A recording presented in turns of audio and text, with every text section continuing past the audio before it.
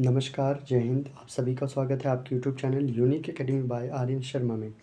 तो आज की जैसा कि हमारा लेक्चर नंबर 2 है, क्या लिखूं, पद्मलाल पूनालाल बख्शी जी की लिखित एक रचना के आधार पे, ठीक है, जहाँ के हम इम्पोर्टेंट गद्यांश को देखेंगे। ये क्लास 10th का टॉपिक है, यूपी बोर्ड के हिंदी से संबंधित, ठीक है।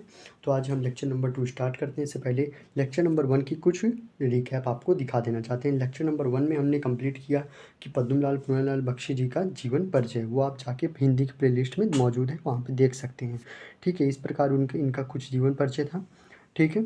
तो हमने लेक्चर नंबर 1 में जीवन परिचय कंप्लीट कर लिया है। अब लेक्चर नंबर 2 में हम स्टार्ट करने वाले हैं, जो कि प्रमुख गद्यांश हैं, जो कि आपके परीक्षा में बहुत इंपॉर्टेंट हैं, जो कि निरंतर काफ़ी वर्षों से आपकी परीक्षा में पूछे जा रहे हैं।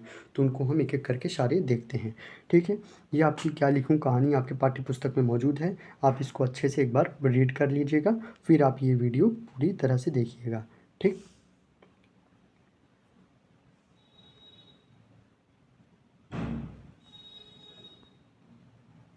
ये देखिए, इस प्रकार से ये पूरी कहानी इतने पार्ट्स में है, ठीक है। तो आप इसको कंप्लीट कर लीजिएगा, फिर आप इस लेक्चर को देखिएगा, ठीक है। तो हम स्टार्ट करते हैं पहले पहले गद्य के। यहाँ से आप अपनी पाठ्य पुस्तक में देख लीजिएगा। मुझे आज लिखना ही पड़ेगा, यहाँ से लेके आपका विषय वस्तु है, विषय नहीं, ठीक है। यहाँ तक की पूरी आपकी जितने भी आपके मतलब कि जो प्रश्न बने हुए, संदर्भ, प्रसंग, रेखांकित अंशों की व्याख्या, वो सब हम देखते चलेंगे, ठीक है। और ये भी आप देखते चलिएगा ये किस वर्ष में आया है, ठीक है। तो ये 2017 के वर्ष में आया है। उपयुक्त गद्यांश का संदर्भ लिखिए। संदर्भ में आप हमेशा एक बात रहेगी आपकी, कहीं पे भी संदर्भ पूछेगा, ठीक है, मतलब उस पाठ का नाम और उसके लेखक का नाम रहेगा, ठीक है। प्रस्तुत गद्यांश में हमारी पाठ्य पुस्तक में संकलित क्या लिखूं पाठ से उद्भूत है। इसके लेखक पद्मलाल पूनालाल बख्शी जी हैं, ठीक है। इस प्रकार से है। दूसरा प्रश्न देखिए, गद्यांश के रेखांकित अंश की व्याख्या कीजिए। रेखांकित अंश की व्याख्या, रेखांकित अंश आप जैसे देख सकते हैं, लिखने की एक विशेष से लेके आपका यहाँ तक है, आवेग को भार ही देते हैं, ठीक है। यहाँ तक की पूरी विशेषताएं रेखांकित अंश हैं, उनको व्याख्या करना है, ठीक। लेखन के लिए एक प्रकार की मानसिक स्थिति का होना आवश्यक है। लेखक इस मानसिक स्थिति के संदर्भ में कहता है कि जब मन उल्लास या आनंद से भर उठे, अथवा हृदय में सुफुर्ती या ताजगी के भाव अनुभव होने लगे, एवं मस्तिष्क में एक दबाव सा उत्पन्न हो जाए, तो लेखक स्वतः ही लिखने के लिए बाध्य हो जाता है, ठीक है। इसको ध्यान रखिएगा, ये सब रेखांकित अंशों की व्याख्या है। मनोभाव के अतिरेक की इस स्थिति में वह स्वतः ही कुछ न कुछ लिखने के लिए ललित हो उठता है, तब उसकी लेखनी मनोभाव को अभिव्यक्ति करने लगती है। इस प्रकार से इस पूरे रेखांकित अंशों की व्याख्या है, ठीक है। अब इसी में तीसरा प्रश्न देखेंगे, उपयुक्त गद्यांश में मनोभाव को क्या बताया गया है, ठीक है। तो इसका यहाँ पे देखेंगे, तीसरे का आ प्रश्न का उत्तर ये लिखा है, लास्ट में आप देख सकते हैं। लेखक ने मनोभाव को यथार्थ वस्तु बताया है। मनोभाव को व्यक्त करने के लिए किसी भी विषय की आवश्यकता पड़ती है, ठीक उसी प्रकार मनोभाव को व्यक्त करने के लिए किसी विषय की आवश्यकता होती है, ठीक है। इस प्रकार से इसका ये उत्तर है। तीसरा प्रश्न देखेंगे। दूसरा प्रश्न मतलब लिखने की विशेष मानसिक स्थिति कैसी होती है। लिखने की विशेष मानसिक स्थिति में मन में उमंग, हृदय में सुफुर्ती और मस्तिष्क में आवेग सा उत्पन्न होता है, तभी आप कुछ रचना लिख पाएंगे। तो इस प्रकार से प्रथम गद्यांश था, ठीक है। अब द्वितीय गद्यांश देखते हैं कौन सा है, दूसरा महत्वपूर्ण इंपॉर्टेंट गद्यांश। यहाँ से आप देख सकते हैं, दूसरा गद्यांश है आपका, ये आपके 2010 और 2013 के पेपर में आ चुका है। दूर के ढोल सुहावने होते हैं, यहाँ से लेके आपका पूरा अत्यंत मधुर बन जाती है, यहाँ तक कि आपके हैं। संदर्भ वही रहेगा सेम, ठीक है। क्या लिखूं, पाठ का नाम है, लेखक का नाम पद्मलाल पूनालाल बख्शी जी, ठीक है। दूसरे प्रश्न देखते हैं, गद्यांश की रेखांकित अंशों की व्याख्या। रेखांकित अंश यहाँ से यहाँ तक है। दूर के ढोल सुहावने होते हैं, लेके आपका शब्द मधुरता का संचार कर देते हैं, इस यहाँ तक है, ठीक है। तो यहाँ तक की पूरी रेखांकित अंशों की व्याख्या देखेंगे। लेखक कहता है कि दूर बजने वाले ढोल सबको अच्छे लगते हैं, क्योंकि दूर तक पहुँचते उससे निकलने वाली कठोर व कटु आवाज़ कम हो जाती है, ठीक है, इस प्रकार है। और कानों को कटु नहीं लगती है, अपितु मधुर लगती है। जो लोग उस ढोल के निकट बैठते हैं तो ढोल की आवाज़ से उन्हें ऐसा लगता है कि मानो वह कान के पर्दे फाड़ फाड़ डालेगी। परंतु जो व्यक्ति काफ़ी दूर किसी नदी के किनारे संध्या काल में बैठा हो तो वह ढोल की आवाज़ उसके कानों को मधुर लगती है। इस प्रकार इस रेखांकित अंशों की व्याख्या है। ठीक है, तो ये बहुत इंपॉर्टेंट रहेगा आपके प्रश्न, आपके एग्ज़ाम के लिए। तीसरा प्रश्न देखिए, ढोल की कर्कशता समीपस्थ लोगों को कब कटु प्रतीत नहीं होती है। ठीक है, ढोल की कर्कशता समीपस्थ लोगों को तब कटु प्रतीत नहीं होती जब कोई विवाह उत्सव का अवसर रहता है। तब ढोल की आवाज़ मधुर लगती है, क्योंकि ढोल की उस ध्वनि में उस उत्सव के आनंद का शोर, मन की प्रशंसा और परस्पर प्रेम की स्वर लहराई भी मिली होती है। एक प्रकार से देख सकते हैं, जब खुशी का माहौल रहता है तो आप ढोल नगाड़ी ये सब बजा सकते हैं तो अच्छा लगता है। अब किसी के मातम में अगर ये सब बज रहा है तो वो अच्छा नहीं लगता है। ठीक है, यही चीज़ आपको इस रेखांकित अंशों की व्याख्या में आपको बता रहा है। ठीक है, आप स्क्रीनशॉट लेना चाहें तो ले सकते हैं, मैं नहीं तो मैं आपको लास्ट में समय दूंगा। तीसरा देखिए, जो कि बहुत इंपॉर्टेंट है, 2009-12 के 2 सेट्स में आया, 15 में आया, 17 और 18 में आया, और काफ़ी और भी आया होगा, 19 और 20 में भी आया होगा, 19 में आया होगा, और ये 22 के लास्ट ईयर में आया होगा। ठीक है, आप अपने पाठ्य पुस्तक में इसे ओपन कर लीजिएगा। इसमें तो मतलब पूरे ही रेखांकित अंशों की व्याख्या करनी है, मतलब जितना जितना गद्यांश दे रखा है उस पूरे ही रेखांकित अंशों की व्याख्या हमें करनी है। संदर्भ वही सेम रहेगा। ठीक है, रेखांकित अंशों की व्याख्या कुछ इस प्रकार है। इन पंक्तियों में लेखक कहता है कि ऐसे व्यक्ति जो युवावस्था को पराकर वृद्ध हो गए हैं। ठीक है, इसको ध्यान से देखिएगा, यहाँ पे है। ठीक, अब देखिए, उन्हें अतीत यानी बचपन की स्मृतियाँ अत्यंत ही सुखद जान पड़ती हैं, इसलिए वे अतीत के सपने देखा करते हैं। इसी प्रकार एक और युवकों को जहाँ भविष्य उज्जवल प्रतीत होता है तो दूसरी और वृद्धों को उनका अतीत उन्हें वर्तमान में घसीट कर लाना चाहता है। युवकों की अभिलाषा रहती है कि उनकी भविष्य की कल्पनाएं वर्तमान में यथार्थ का स्वरूप ग्रहण कर लें। वृद्धों की आकांक्षा रहती है कि उनका अतीत वर्तमान में लौट आए।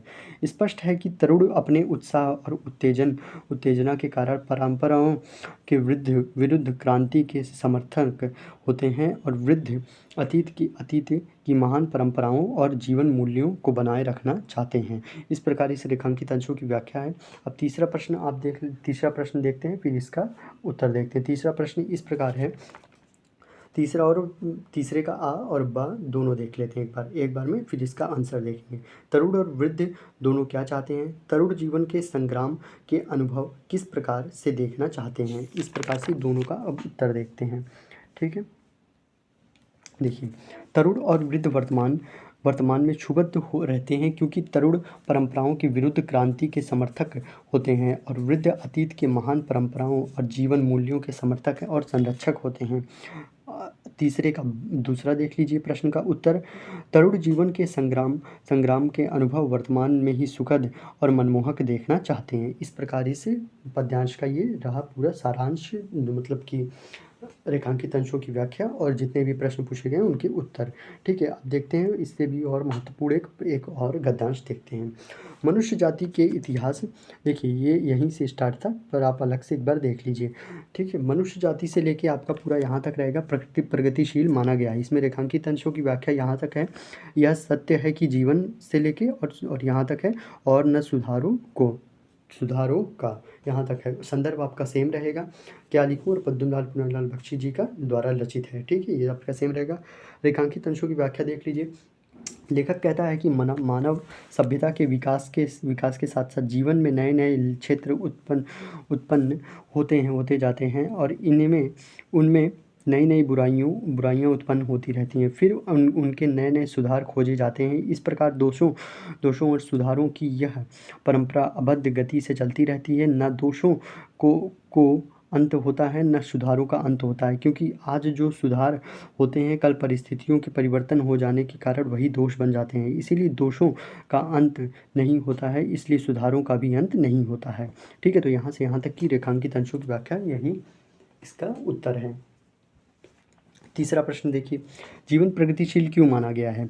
दोषों के सुधारों के लिए जीवन निरंतर प्रयत्नशील रहता है। इसी कारण जीवन निरंतर प्रगतिशील बना रहता है।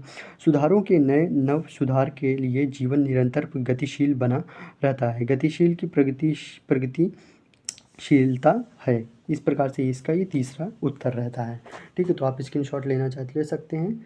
ठीक है, अभी देखिए लास्ट है ये हमारा गद्यांश। ये बहुत इंपॉर्टेंट है क्योंकि इसमें भी काफ़ी ज़्यादा रेखांकित अंशों की व्याख्या करी गई है और ये काफ़ी बार पूछा गया है। 2014 में, 2016 में काफ़ी ज़्यादा सेट्स में आया है। संदर्भ वही रहेगा सेम। ठीक है, रेखांकित अंशों की व्याख्या देख लेते हैं तुरंत। प्रस्तुत पंक्तियों में लेखक कहता है कि तरुणों का स्थान भविष्य की नई पीढ़ी के बच्चे ग्रहण करेंगे और तरुण भी बड़े होकर अतीत की स्मृतियों में खोए रहेंगे। युवाओं के भविष्य के स्वप्न जब तक साकार होंगे तब तक वे भी वृद्ध हो जाएंगे। इसी प्रकार युवा और वृद्ध दोनों ही केवल सुनहले स्वप्नों को देखकर प्रसन्न होते हैं। यह समय चक्र है, एक पीढ़ी दूसरे पीढ़ी का स्थान ग्रहण करती है। ठीक है, यहाँ से यहाँ तक कि जहाँ से आप देख सकते हैं रेखांकित अंशों की व्याख्या से लेके ये पूरा उसका उत्तर है। ठीक है, अब लास्ट जो प्रश्न है उसका देख लेते हैं। देखिए लास्ट प्रश्न कुछ इस प्रकार से था, भविष्य तरुण और वृद्ध दोनों के लिए क्यों सुखद होते हैं? प्रगतिशील साहित्य निर्माता क्या समझकर साहित्य निर्माण कर रहे हैं? ये दो प्रश्न हैं आपके इस प्रकार से। पहले प्रश्न का उत्तर देखते हैं। तरुण और वृद्ध दोनों, देखिए पहले प्रश्न का उत्तर देखते हैं। तरुण और वृद्ध दोनों के लिए भविष्य इस दृष्टि से सुखद होता है कि आज के वृद्ध जब युवा थे तो उनका भविष्य सुखद था। जब वे वृद्ध हो गए हैं तब उनका भविष्य भी अतीत बन चुका है और है जो उन्हें वृद्धावस्था में सुखद प्रतीत कर होता है। इसी तरह आज के युवा जिस भविष्य को सुखद मान रहे हैं वही उनकी वृद्धावस्था में अतीत बन जाएगा और वे उसे ही सुखद मानेंगे। इस प्रकार से इसका ये उत्तर रहेगा। ठीक है, अब तीसरे का दूसरा देख लीजिए, इसका क्या उत्तर है उसको देख लीजिए। प्रगतिशील साहित्य निर्माता यह समझकर साहित्य का निर्माण कर रहे हैं कि उनके साहित्य में भविष्य का गौरव निहित होगा। इस प्रकार से ये पूरी आपके जितने गद्यांश थे ये खत्म इम्पॉर्टेंट थे वो समाप्त होते हैं। आप सभी को एकदम अच्छे से डिटेल में पढ़िएगा और अच्छे से इसका स्क्रीनशॉट ले लीजिए। जो भी आपको गद्यांश लिखना है उसको बुक में अंडरलाइन कर लीजिए और उसको कॉपी में नोट डाउन कर लीजिए। ठीक है, जिसका रेखांकित अंश लिखना है उसको लिख लीजिए। ठीक, और जो भी प्रश्न आपको लिखने हैं वो भी आप लिख सकते हैं। तो यहाँ से हमने स्टार्ट किया था लेक्चर नंबर 2। ठीक है, इसमें प्रमुख गद्यांश हमने शुरू किए थे। पहले आपको कहानी पढ़ लेनी है अच्छे से पूरी जितनी भी आपके दे रखी है, फिर आपको सारे गद्यांश देखते चलने हैं। ठीक है, स्क्रीनशॉट लेना तो आप ले सकते हैं। ठीक, यहाँ से स्टार्ट है।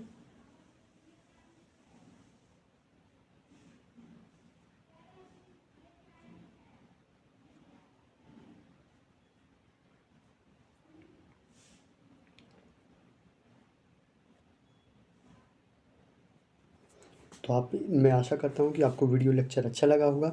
अगर वीडियो लेक्चर अच्छा लगा तो लाइक कर दीजिए, अपने दोस्तों के साथ भी चैनल को शेयर कर दीजिए और हमें सपोर्ट करिए। ठीक है, और इसी तरह अच्छे से पढ़ते रहिए और वीडियो लेक्चर्स आपके लिए अपलोड होती रहेंगी जल्दी ही। ठीक है, हिंदी हम पहले गद्य समाप्त करेंगे इसका और फिर हम संस्कृत और फिर काव्य समाप्त करेंगे। खंड काव्य समाप्त हो चुका है। रस छंद अलंकार के सारे टॉपिक मैंने अपलोड कर दिए हैं, उसको आप जाके प्लेलिस्ट में देख सकते हैं।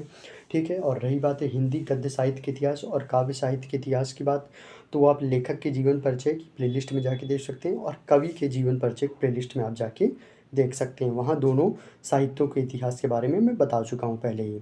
ठीक है, अगर वीडियो लेक्चर अच्छा लगा तो लाइक कर दीजिए और अच्छे से पढ़ाई करिए। ठीक है, इस बार बोर्ड्स आपके और अच्छे नंबर आने चाहिए। आपके पेरेंट्स आपसे यही आशा करते हैं कि आप अच्छे नंबर ला सकें। ठीक है, तो अच्छे से पढ़िए और भी वीडियो लेक्चर्स मैं अपलोड करने का प्रयास करता हूँ। तब तक के लिए अपना ख्याल रखिए। जय हिंद, नमस्कार।